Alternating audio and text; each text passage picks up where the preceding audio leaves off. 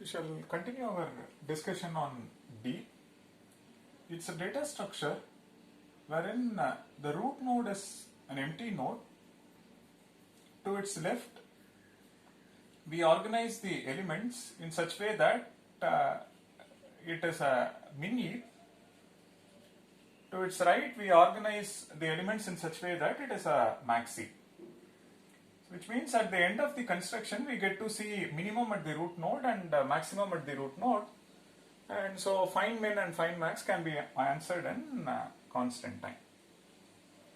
So we saw that in the process of building a deep, we were checking a property called correspondence property, and the correspondence property along with min EP5 and max EP5, it was so nice that at the end of it we were getting a structure in which the for the left subtree the root as minimum, for the right subtree the max as the root.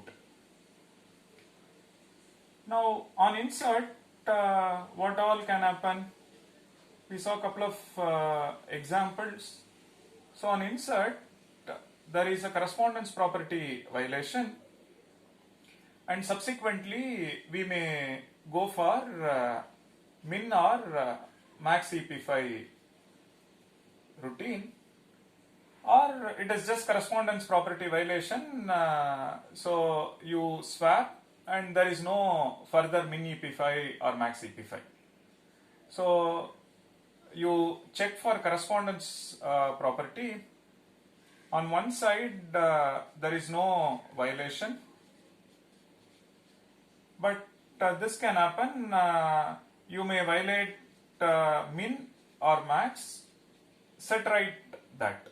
So set right min by calling min EP5 routine, or if it is max violation, call max EP5 to set right that.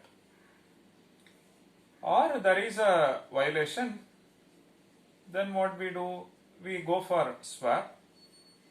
After swap, on one side you just swap and we are done. There is no call to min or max. On the other side, after swap we may call min or max EP5 routine.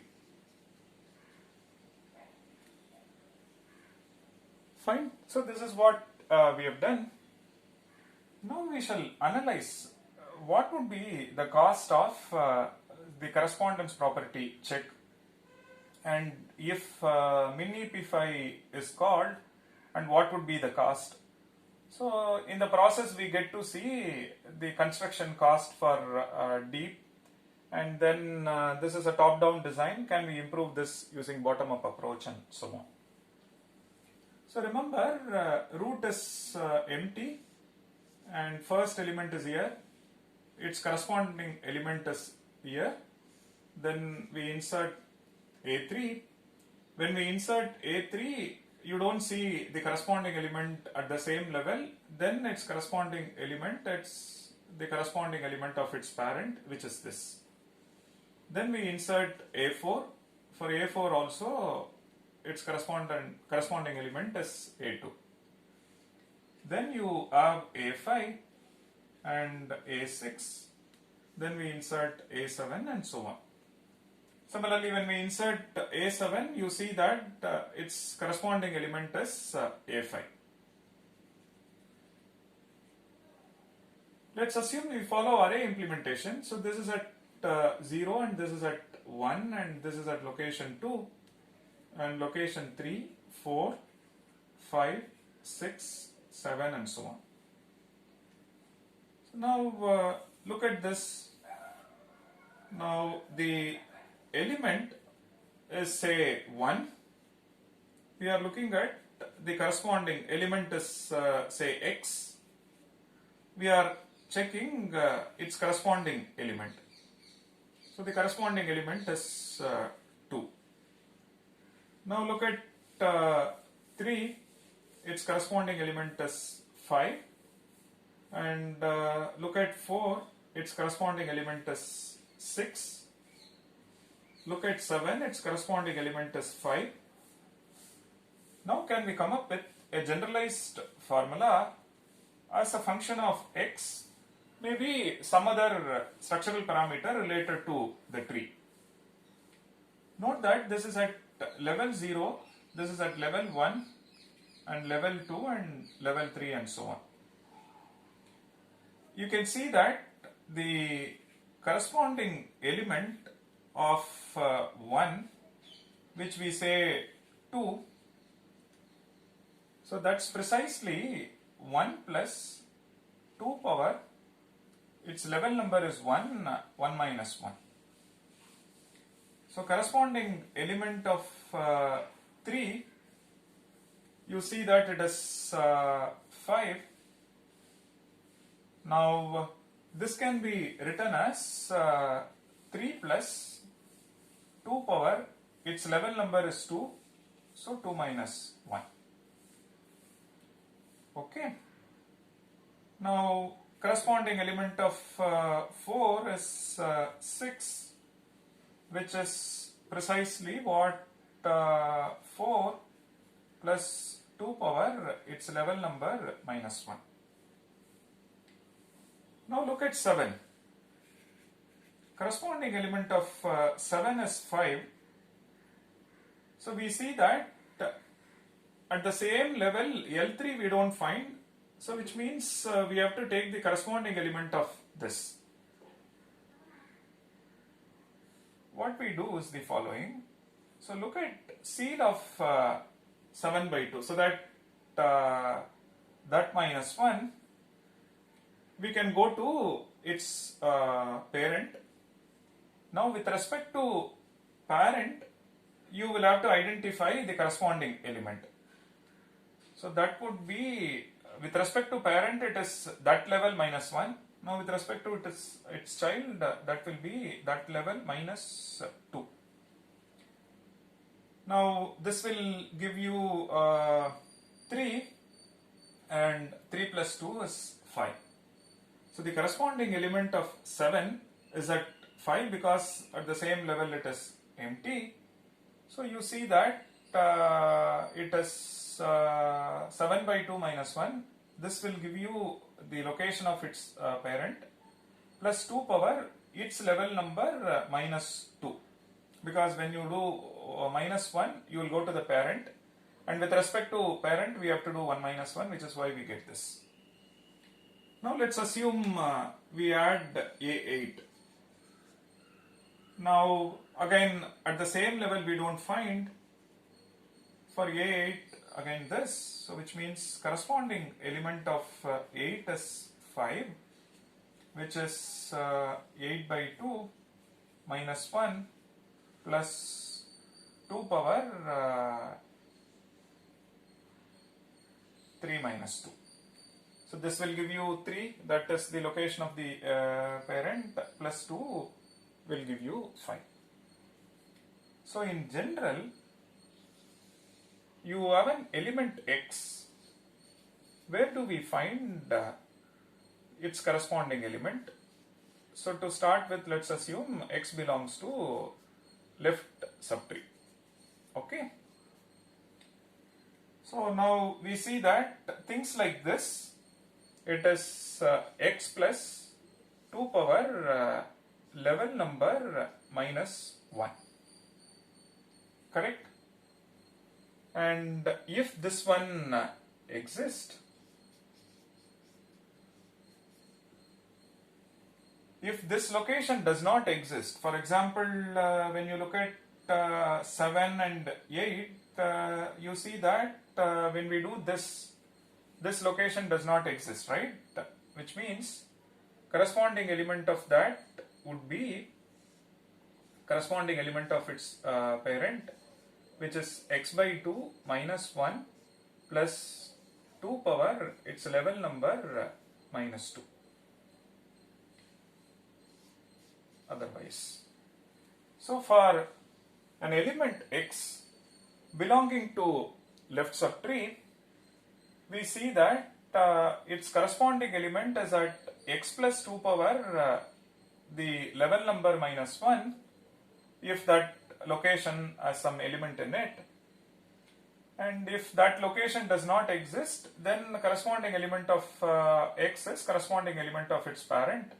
This will give me its parent, and now we have to subtract 1 to go to parent and another 1 with respect to the element. So it is 2 power level number minus 2. Now, given this representation, you see that something like corresponding element of 5, corresponding element of 8 and so on, it is that element plus 2 power its level number. Level number is also known, right?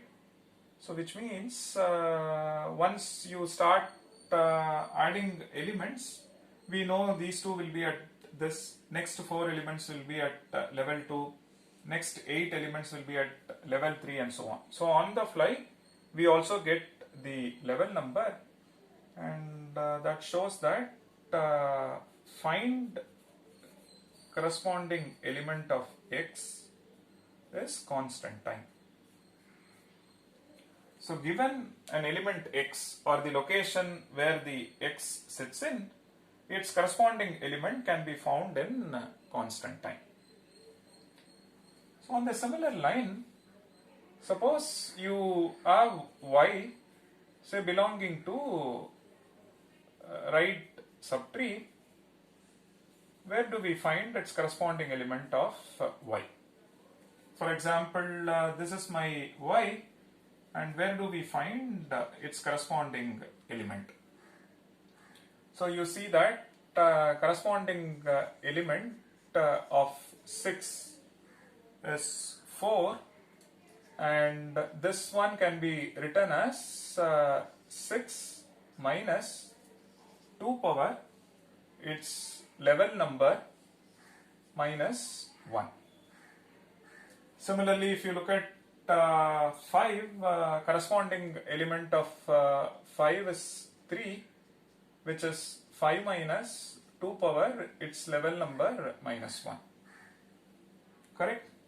So in general, corresponding element of y is y minus 2 power its level number minus 1. So if we take any element on the right subtree, because we fill the elements on the left before we move on to right, so for every element over here, you will find its corresponding element in the same level. But that's not the case with left subtree, because when we create, for example, nodes at level 3, and when we insert A9, there is no corresponding element at the same level, so we take its parent. So you get to see this only for an element belonging to left subtree.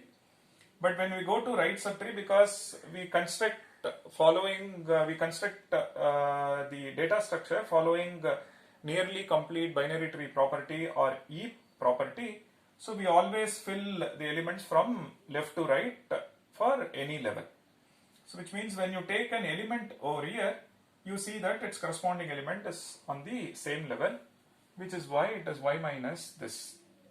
Here again, we know the level number, we know where the y is, so which means the corresponding element of y can be answered in theta of 1. So that shows that check for correspondence property is constant time. And now whether there is a violation or not, you go for swap. Swap is also constant time.